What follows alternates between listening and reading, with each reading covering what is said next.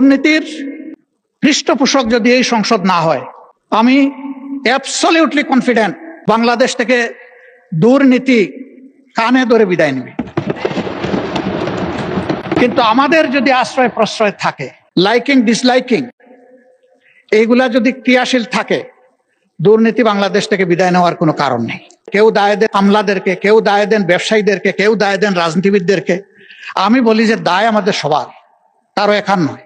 একা কোনো সেক্টরকে আলাদাভাবে দুর্নীতিমুক্ত করা অসম্ভব। এর একটা সমন্বিত উদ্যোগ লাগবে, একটা জায়গা লাগবে। মাননীয় প্রধানমন্ত্রী বলেছেন দুর্নীতি থেকে ত্রুটি চেপে ধরবেন। আমরা আপাতত চাচ্ছি দুর্নীতির হাত চেপে ধরেন এবং হাতের মধ্যে কড়া লাগাই দেন, দিয়ে বলেন যে আর বাড়াবাড়ি করলে পায়েও তোমাকে ক্রস বেড়ি লাগাই দেবো। এরপরে যদি আর বাড়াবাড়ি করো তাইলে ঠিকই মুখে তালা দিয়ে দেবো, তখন ত্রুটি চেপে ধরা হবে ইনশাল্লাহ।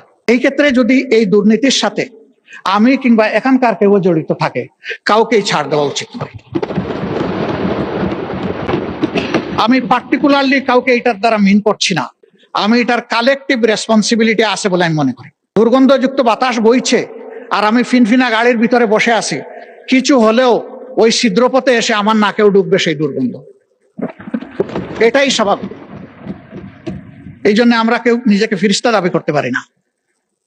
আমরা ভুলের ঊর্ধ্বে, আমরা সব অপরাধের ঊর্ধ্বে, এ দাবি জীবনে আমি করব না এবং আমি মনে করি কারোই করা উচিত না। কিন্তু নিজের ভুলটাকে বোঝা হচ্ছে সবচেয়ে বড় যোগ্যতা।